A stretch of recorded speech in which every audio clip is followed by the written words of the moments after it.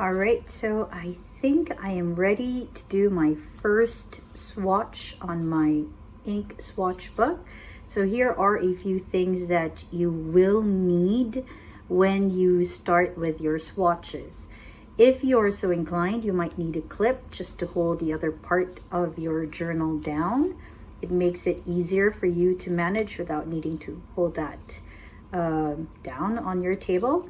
You'll also need, some of these cotton buds, right? So you'll need that to put in the swatch right there. You will need a pen. Now, when I first started, I basically used an empty pen to write with. Currently, I don't have any. And then I read that just to make it easier without needing to clean your nibs all the time, you could go and use a glass nib because it's easier to clean. So I got myself one of those. You have to be extra careful with that. And of course you need some water to help rinse your ink. And finally, and very importantly, you will need the ink itself. So I will be testing as my first one, the very first ink that I bought. It is called the Amethyste de Laurel. I could be better at pronouncing that, but it's a nice purple ink. I love purple, and so I bought this as my first ink to go with my Diamond 580 in Iris. This particular ink, the Amethyste de Laurel, is from the 1798 collection of Herban. And it is supposed to be inspired by the amethyst, which is a very calming and very magical sort of color. So let me open it up for you. All right, so this is what you see inside. You'll see the bottle. It's a very pretty bottle. Okay, it has a nice little seal there. It tells you it's a 1798 collection. You have the name there, the Amethyste de Laurel. Then it tells you it's from the 1798 collection. The stamp has a very rubbery feel to it, and there are like two pretty strings there. It looks very cool. The cover itself, this has some sort of scratch, but it's quite rubbery and it's quite easy to scratch. And then you have the bottle that looks like this, very pretty, right? And then remember I talked a little bit about different inks and different properties. This one is a shimmer ink, which has, do you remember? Shimmer inks have glitter, and if you turn, you can kind of see the sort of silver glitter that it has. So what you want to do when you use shimmer ink is you want to sort of shake it. You don't want to shake it hard. Just want to give a little bit of a jostle to make sure that the shimmer or the glitter is integrated into your ink, and then you need to quickly use it after. So let me just go ahead and shake that a bit. All right, so after shaking it for a bit, I need to be just a little quick with this. All right, there we go. Then I open the top. It's nicely sealed. This is what you see. Okay, and then you get one of your cotton sticks. Oops, flying around everywhere apparently. And what you want to do is you want to dip it into the ink. Okay, now I don't want to use that much ink, so I'm gonna put it on the side of it. And some people put squares, people put circles. I want to put a square because I noticed that it really shows off the qualities better than a circle does. So what you want to do is you just want to make that square. It's not very squarish, but I think that will do. Okay, and then I kind of want to draw a line so I see just how it is. All right. Okay, of course I've managed to do that, but that's fine. Okay, and then you want to get your glass nib. You can also use a pen, oops, and you want to dip it just like I did earlier into the ink. You want it to sort of fill it, but then you also want to tap it a bit so you don't lose too much of that ink. Okay, and then you want to go and write what it is. I'm going to write its name. Oh, that's nice. Amethyst de Laurel.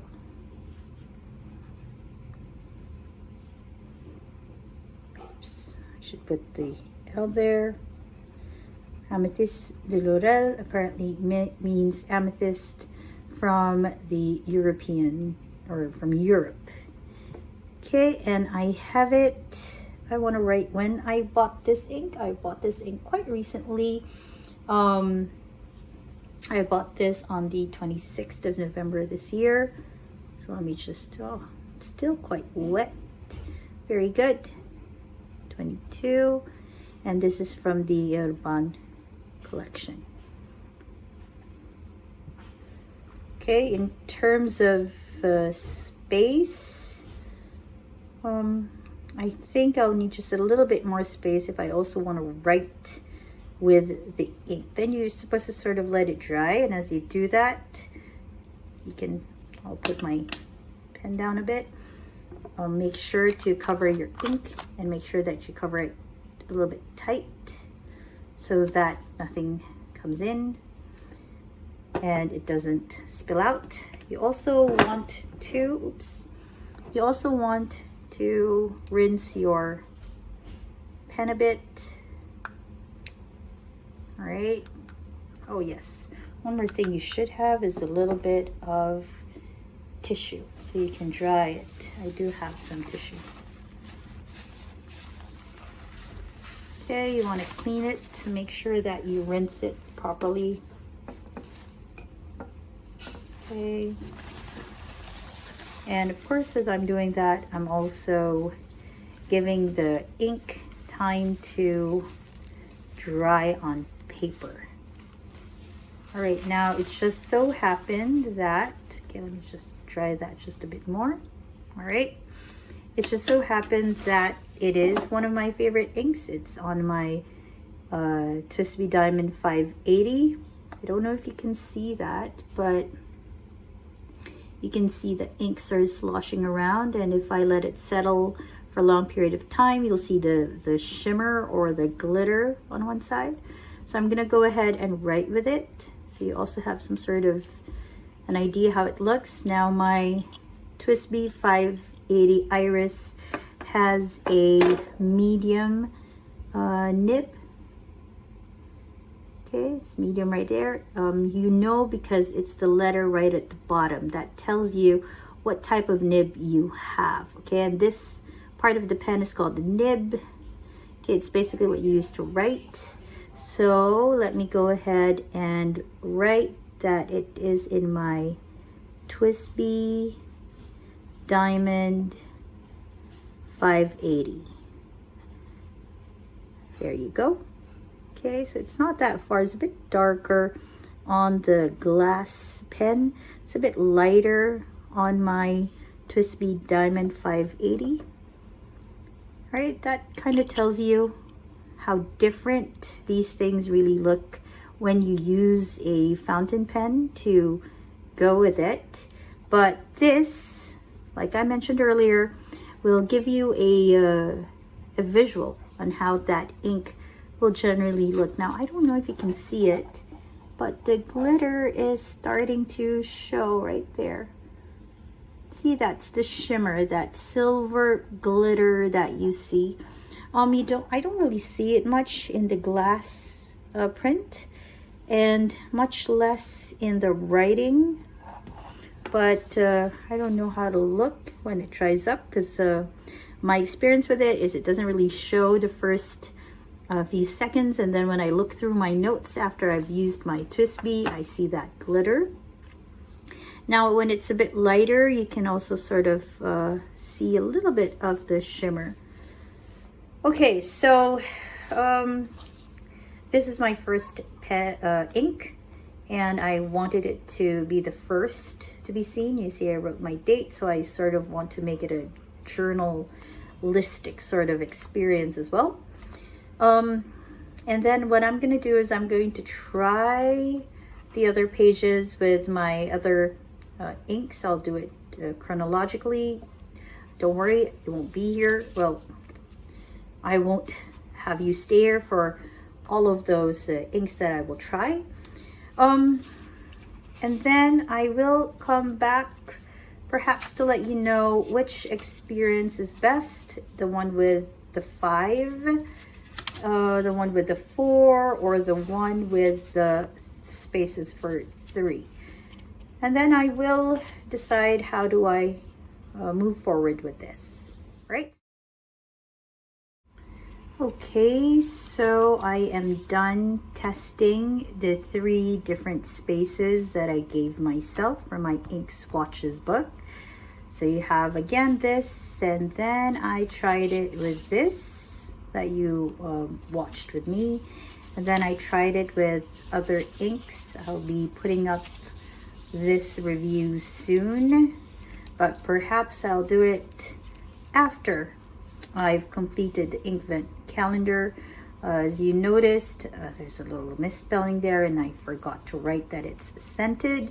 Remember, there are 4 different types of ink. You have your standard, you have your sheen, which is something to do with the dyes and the pigments that they use that creates different colors. You have your shimmer that has a little bit of gold. Here, let me show you. So this that I just tried on has some shimmer in it, and so does the amethyst de oro. I don't know if you can see the shimmer on it.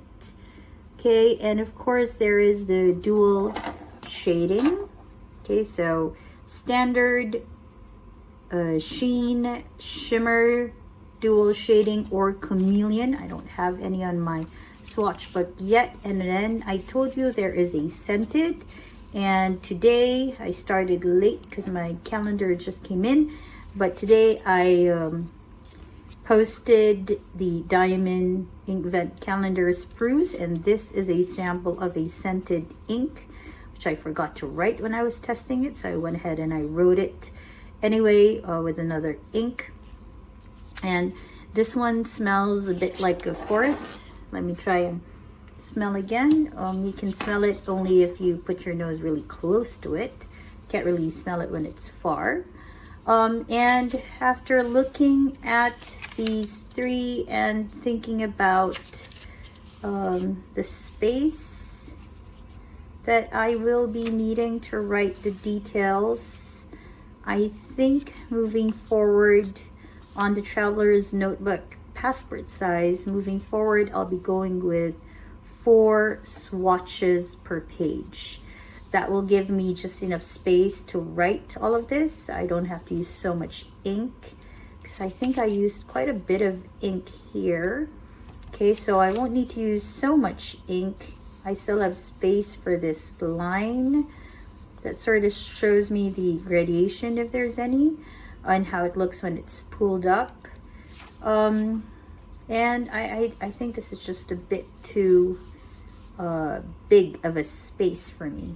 So, yep, fountain pen beginner with a first swatch book. Kai has just made the decision to do 4 for the rest of the swatches in this swatch book. So this one works for me, but of course you might want to try it on your own and sort of figure out how many you want per page. You can do an experiment just like I did. You can also just learn from my experience. You're very welcome to do that.